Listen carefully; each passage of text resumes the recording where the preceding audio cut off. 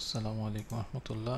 আমি আজকে আমাদের আসলে এখানে WWTP উইথ জিরো ডিসচার্জ যেটা করা আছে সেটা নিয়ে কথা বলবো।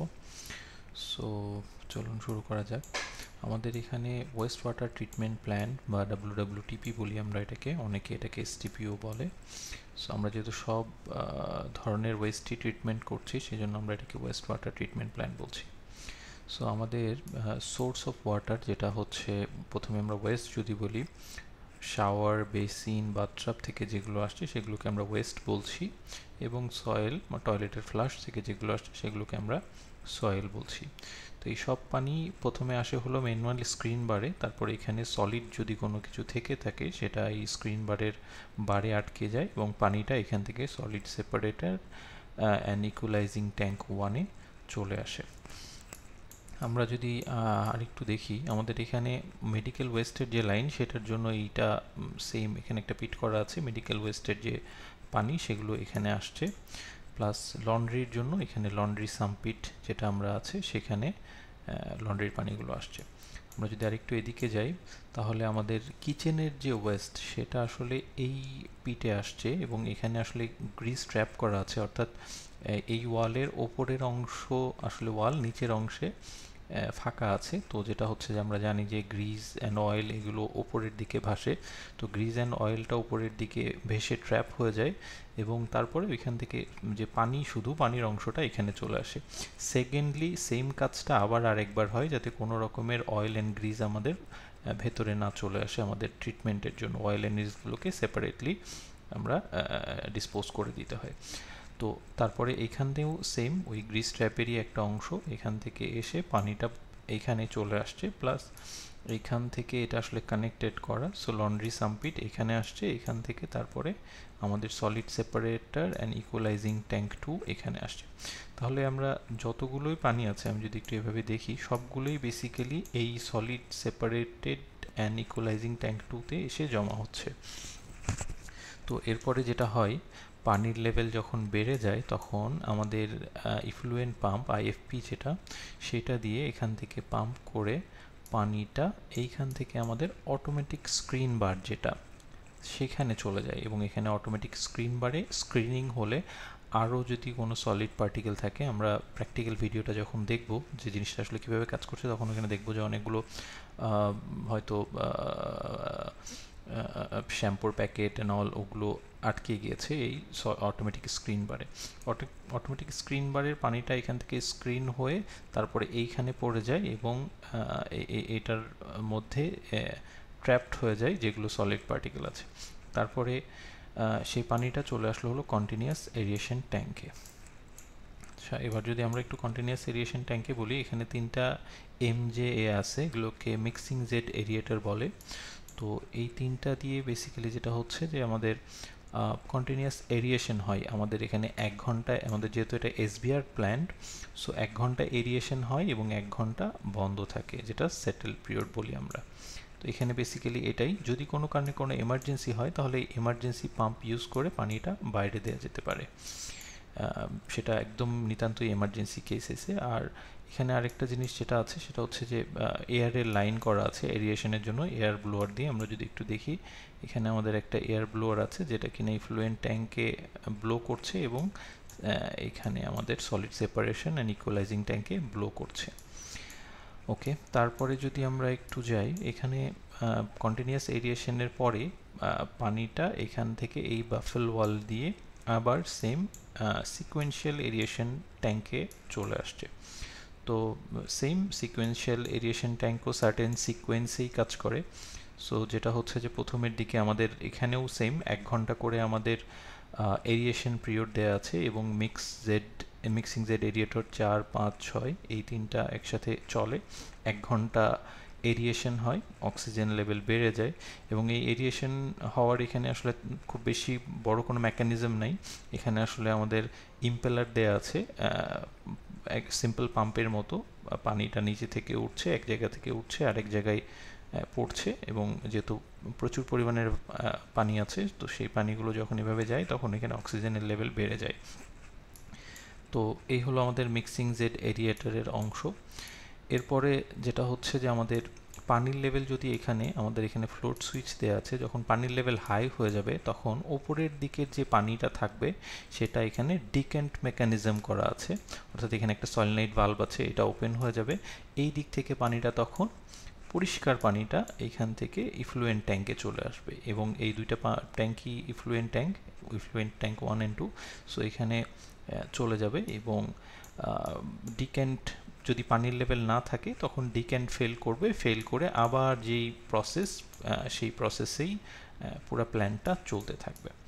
আচ্ছা, এবার ডিক্যান্টের শেষ হওয়ার সাথে সাথে এখানে আমাদের WASP ওয়েস্ট স্লাজ পাম্প বলি আমরা এটাকে, ওয়েস্ট স্লাজ পাম্প দিয়ে এইখানে যে ওয়েস্টগুলো আছে সেই ওয়েস্টগুলো এইখান থেকে এই স্লাজ হোল্ডিং ট্যাঙ্কে চলে আসবে। আর আরেকটা অপশন হচ্ছে রিটার্ন স্লাজ পাম্প, অর্থাৎ এখানে যে স্লাজগুলো আছে সেই স্লাজগুলো এইখান থেকে এটা আবার আমাদের এই কন্টিনিউয়াস এরিয়েশন ট্যাঙ্কে রিটার্ন করে চলে আসে। সো স্লাজ একদম নিচের দিকে এগুলো লাগানো, সো নিচের যে স্লাজের অংশটা সেটা এখান থেকে আসলে এখানে চলে আসে। তো সেমভাবে এই প্রসেসটা কাজ করতেই থাকে, এবং আমাদের এখানে যখন স্লাজের ভলিউম বেড়ে যাবে, আমরা প্রতিদিনই SV30 করে চেক করে দেখি যে স্লাজ ভলিউম কত আসছে। যদি স্লাজের ভলিউম বেড়ে যায় তখন আমরা এখানে ফিল্টার প্রেস বলে একটা জিনিস আছে, যেটা দিয়ে এই যে আমরা এখানে দেখতে পাচ্ছি ড্রয়িংয়ে, এই ফিল্টার প্রেস দিয়ে আমরা স্লাজ সহ পানি সহ স্লাজটাকে নিয়ে আসতে পারবো। ওটাকে প্রেস করে একটা কেক আকারে আমরা ফার্টিলাইজার হিসেবে ব্যবহার করা যেতে পারে। আর এখানে ejecting jet aerator, submersible jet aerator air blow করার জন্য আরেকটা দেয়া আছে। আর এখানে হচ্ছে আমাদের মোটামুটি এতটুকুই ছিল। আর এখানে আমরা ক্লোরিনেশন ডোজ হয়, সোডিয়াম হাইপোক্লোরাইড অথবা ক্লোরিন ডোজ হয় যখন আমাদের এই পানিটা ইফ্লুয়েন্ট ট্যাঙ্কে যাচ্ছে, যাতে করে ওখানে ব্যাকটেরিয়াগুলো কিল হয়।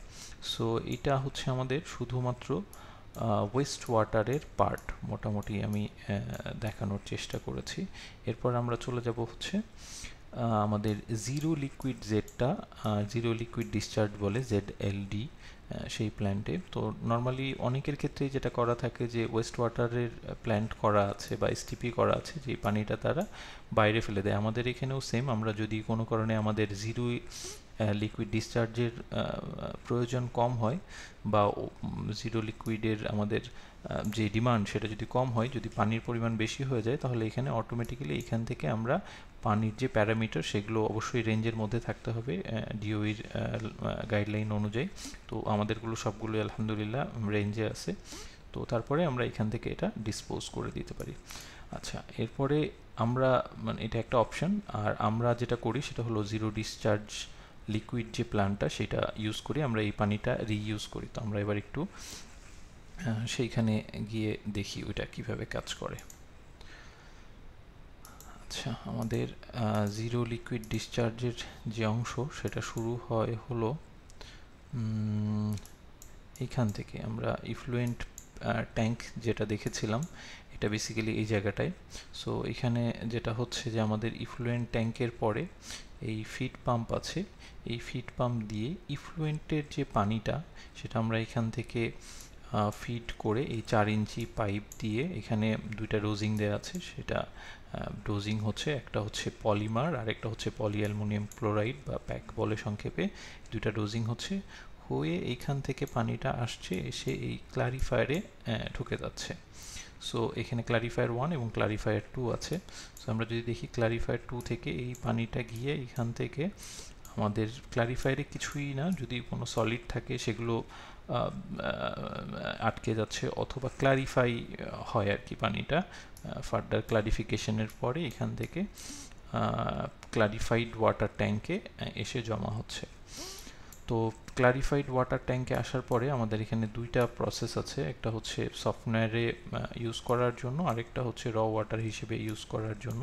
তো আমরা যদি প্রথমে সফটওয়্যারের পার্টটা একটু দেখি, এইখান থেকে ফিড পাম্প দিয়ে পানিটা ফিড করে এইখানে আসলো।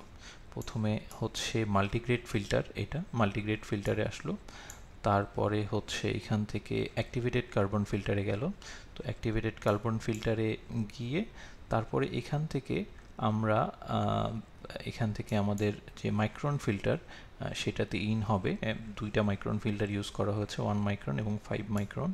সো প্রথমে 5, তারপরে 1। এখান থেকে এসে এই দিক থেকে সফটওয়্যারে আমাদের এখানে 4টা সফটওয়্যার আছে, তো আমরা এই সফটওয়্যারগুলো ইউজ করে পানির হার্ডনেস কমিয়ে এখান থেকে নিয়ে সফটওয়্যার ওয়াটার ট্যাঙ্ক বা সফট ওয়াটার ট্যাঙ্কে রিজার্ভ করি এবং সেই পানিটা আমরা কুলিং টাওয়ারে ইউজ করি। এটা হলো একটা অপশন। আরেকটা অপশন আমরা যদি এখান থেকেই দেখি, তাহলে এই পানিটা এসে স্যান্ড ফিল্টার এবং অ্যাক্টিভেটেড কার্বন ফিল্টার হয়ে এইখান থেকে এটা ডাইরেক্ট গার্ডেনিংয়ে ইউজ করার সুযোগ আছে। তো আমরা এই পানিটা গার্ডেনিংয়ের জন্য ব্যবহার করছি। ওকে, তো তারপরে আমাদের যেটা হচ্ছে যে র ওয়াটারের পার্টটা যদি আমরা একটু দেখি, এইখানে আমাদের ফিড পাম্প দিয়ে পানিটা আসছে এবং এখান থেকে এসে প্রথমে অক্সিডাইজিং চেম্বার আছে, এই অক্সিডাইজিং চেম্বার দিয়ে পানিটা পাস হচ্ছে। তারপরে স্যান্ড ফিল্টার, এখান থেকে পানি পাস হয়ে তারপরে আমাদের এই অ্যাক্টিভেটেড কার্বন ফিল্টার হয়ে তারপরে পানিটা র ওয়াটারে রিজার্ভ করা যেতে পারে, র ওয়াটার রিজার্ভার। এই ছিল মোটামুটি, যদি সংক্ষিপ্তভাবে বলি তাহলে আমাদের জিরো ডিসচার্জ প্ল্যান্টটা যেভাবে কাজ করে এবং আমাদের এখানে এটা করছে। সো ওয়াটার রিইউজের জন্য এটা খুবই ভালো।